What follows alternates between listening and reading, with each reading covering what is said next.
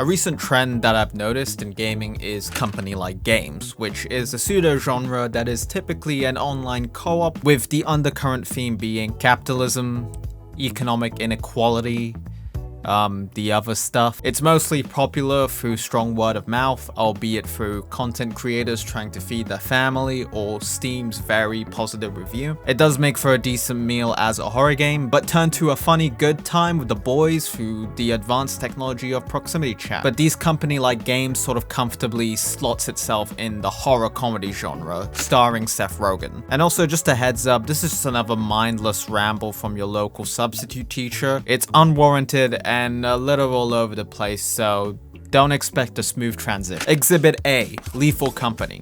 The first domino, as it was one of its own kind. You go to abandoned moons, you look for stuff to sell for scrap, and you have to meet a quota, but you also have the uncertainty of encountering dangerous creatures, from a goopy ass slime to a big ass spider. It's a very simple game to play, with the only challenge being the horror element of the creature, but the game is only really fun when you play it with friends.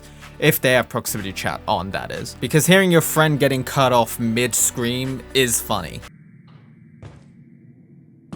But also, the theme of capitalism is prominent. You sell scraps to a company and then they raise the threshold, hence making it work harder for them to only get richer. Some would say I'm looking way too deeply at this independent game, and I agree with you for the most part, but the capitalism element of this is the driving factor to the gameplay itself, and the introduction of mods amplified that drive. But for me, I just wanted to emote to Dua Lipa. And Exhibit B, Repo was definitely the spiritual sequel to Lethal Company, whether that was the intention or not, as it kind of improves on it both mechanically and graphically. But at the end of basically performing corporate funded B&Es, it's the same game. Fun to play, but after a few hours of it, I was over it, and that was before adding mods to it. But I do think it's awesome that the developers embracing the community and frequently uploading videos of any updates or even them playing the game. So I'm not really gonna dunk on it too hard because I do think for the most part it is a decent game. Peak is a game I own and only played twice. It's just one of those games that has an interesting twist on the company-like games, as it's basically just Sisyphus, but instead of a boulder, it's a whole fucking stamina bar. So you might as well consider it as a Souls-like. It's cute, it's mildly entertaining to play, but it didn't really stick with me as it's just repetitive as hell. And once you get close to the top and plummet down, so does your fucking morale to carry on playing the game. So would say that says a lot about me as a person, and I say, yeah, I think my personal favorite company-like game is Content Warning. Like, yes, it's the same freaking game, but I genuinely believe it stands out differently from the others due to its very meta commentary on the popularity of these games. Like, yeah, you explore an unknown and scary place like Lethal Company, but the sole purpose is that you're making YouTube video to gain clout. And the best part of the game is that it's low-key rewarding to just film the funniest shit with friends that you can actually save. And honestly, I wish we played this just as often, but there isn't much of a stick around factor with this game. Although I might be chatting out of my ass a bit, but I think Gone Fishing is a pretty good company-like game. On one hand, it's a pretty peaceful and casual fishing game, but on the other hand, you gotta feed some demonic entity fish, and there's a gambling ritual circle. I went to it a bit skeptical because the main reason I played this was because the word of mouth from my friends. And although I was low-key frustrated by the whole meeting quotas aspect of it, but I got over it because it actually gives you a simple gameplay and an interesting twist on its themes by turning it into a metaphor that was more entertaining than the twist in Longlegs, and I call that art. If you don't know what art is, it's just fart without the F, and apparently it's a subjective matter. The skinwalkers are the least scariest thing, considering there's the chance of a shark flying towards you. What the fuck is that? But the charm of this game is that you can just play this as a basic ass fishing game, with the only goal is meeting the quota to some demonic fire pit. Which in fairness explains why my dad preferred fishing. They explained to me how I can impress my crush with a musical number. A 1, 2, 3, 4. Although there are many games that do fit the criteria of a company-like game, but they necessarily don't sit on the tightrope of the meme culture. And also I haven't really played some of them enough to care, and some of them are just rotting on my wish list. Son of a bitch! What do you want, D-Nice? The tip of the iceberg of these company-like games are an enjoyable experience, but as you go deeper, it's just empty hype, which honestly just sounds like any other AAA games out there. But I guess what makes this worrying is that these are indie games that are slowly becoming commercial. And although yes, it is awesome that these games are getting popular and the recognition it deserves, but it's sort of leaned towards a ship of Theseus-esque paradox situation, as I feel like indie games, as it becomes more engrossed in popularity, it sort of loses the charm and wonder that made people love it in the first place. Maybe I'm looking at this through a very tight lens because honestly, this is above my pay grade, and hell, I'm just a substitute teacher here. I know nothing, but the spectrum between slop and art is persistent in both planes of AAA titles and indie titles. But we're kind of at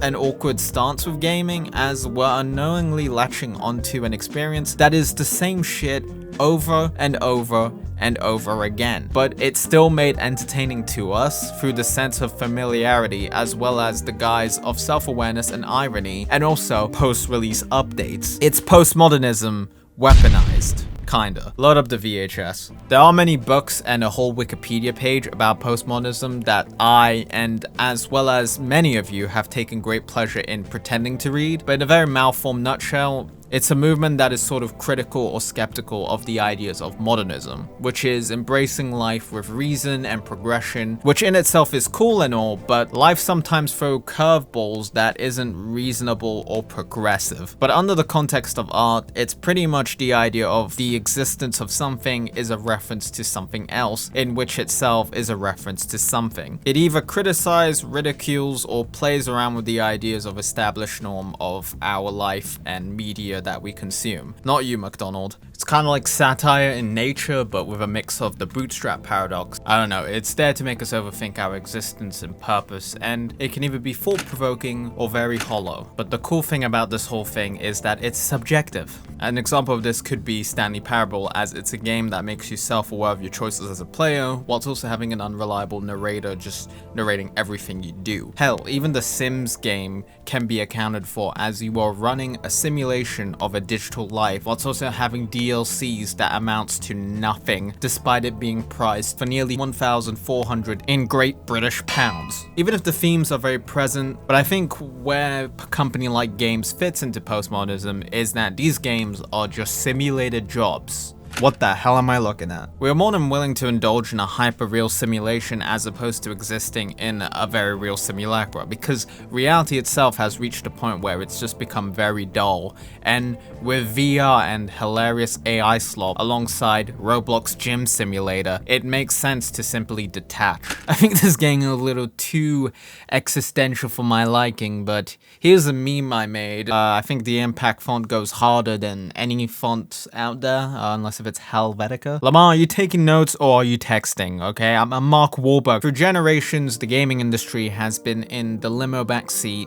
unaware of their destination, driven by trends. And trends dictate the era of the culture we are living in. But what propagates a trend? Fancy words aside, the answer is us. Who would have guessed? The tragic thing is that we don't necessarily know the era we are in until we see it enter the fog in our rearview mirror, whilst actively crashing into some bitch named nostalgia. But I think that's because I've been looking at it with an objective to the pain lens as opposed to the subjective whatever the hell I feel it to be lens. Objectively, we're in the 9th generation with AI frames, handheld consoles, and crossplay. But subjectively, I feel like we're in the era of these company-like games, with one of the games that I've mentioned probably being the sole crown representative of this trend we're in. Similar to how Fortnite was clearly the crown winner of the Battle Royale era, Minecraft was the crown winner of the birth of my ADHD era, and X-Men Origins Wolverine won the crown for the movie tie-in games era, even if E.T. was the runner-up. Yeah, you smell that? It was self-promo giving off that scent. I think games are slowly becoming kind of redundant as hell, as it leans towards more of an online multiplayer and trendiness, whilst their general goal and motives are not tied to any form of emotional experience, but just an endless Pavlovian reward system to the top of the mountain. But to then realize that there's nobody there. You could throw in the, oh, sometimes we don't want a roast chicken and fancy drink. We want a cheeseburger and a fancy drink. And to that I say, I do love cheeseburgers, but who's the moron who put pickles in a fucking burger? Like, but the thing about a cheeseburger is that it's a complete and cooked item with other things that can be added either by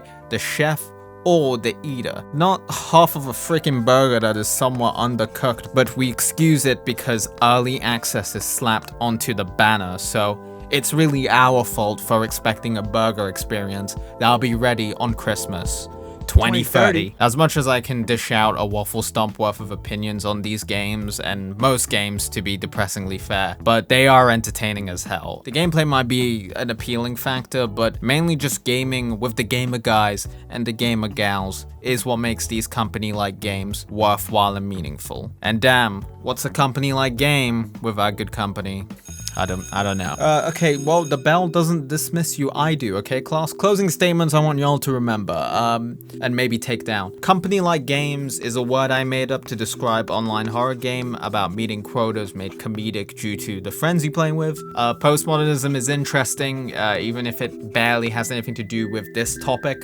We are unknowingly sandwiched between the end of an era and an untouchable nostalgia. And also, choreographed dancing is not a good way to ask out your crush, so don't even try. Although I'm just a substitute teacher, but your homework is to write what era do you think you're in. The only source I want to see is Wikipedia and ketchup.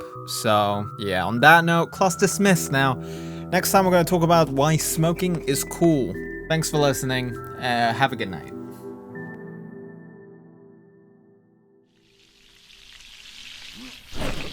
Stop trying to fuck off! He seemed lonely. He's just whispering in my fucking ear. So this is what it's better than I imagined. You look peaceful when you sleep. Why were you all sleep with this fucking weird ass threesome?